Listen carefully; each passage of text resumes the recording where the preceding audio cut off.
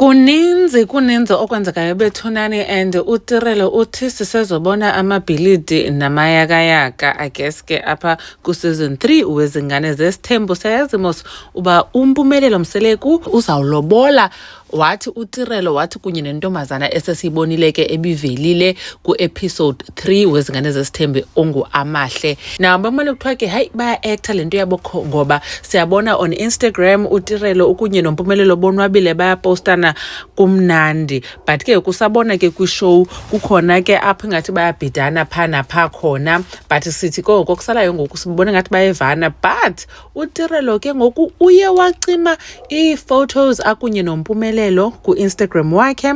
Akusekho nalo pregnancy shoot, nekhumela pregnancy shoot kaMpumelelo noTirelo yayicaba yenze ingxaki, kwafuneka uba kwenziwe ne-pregnancy shoot nakwelinye icala akukho kwayona.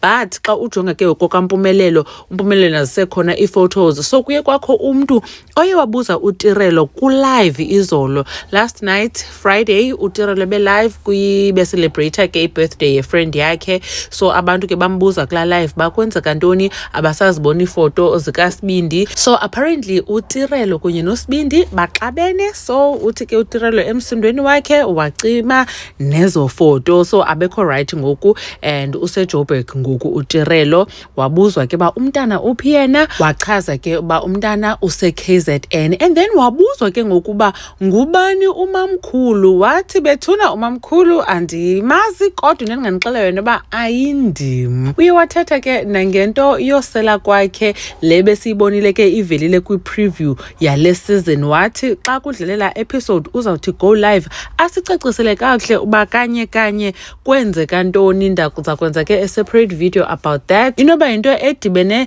noAmahle. Abanye abantu ke niyabazi ke bayathanda nompompa, baye bathi hey uAmahle ingathi uyakudelela okanye ubuyagudla ku-TikTok. Wathi uTirelo hayi akayazi yena, akho nto ayaziyo ngayo yonke loo nto leyo. I guess sawulinda sibone kwizingane zesithembu uba izawuhamba njani ne-relationship yakhe kunye noAmahle. Bayevana abevani, ngoba ke uSibindi ke une-confidence yoba yena uza kwenza isithembu esingcono kunesikatatakhe, ngoba yena uthina uphatho kwejamane, something like that. So ke sakhe sibone uba esakhe isithembu sawuhamba njani na, because kwathi engekasiqala nosiqala sabona kukubi between uViyokazi Ncweni kunye noTirelo bade balwa kwi-episode yokugqibela yezingane zesithembu season 2. So ke sakhe sibone apha kwaAmahle ke nabanye besithathu, ndagqibela ngathi esithi ufuna nazo noba 7 wives.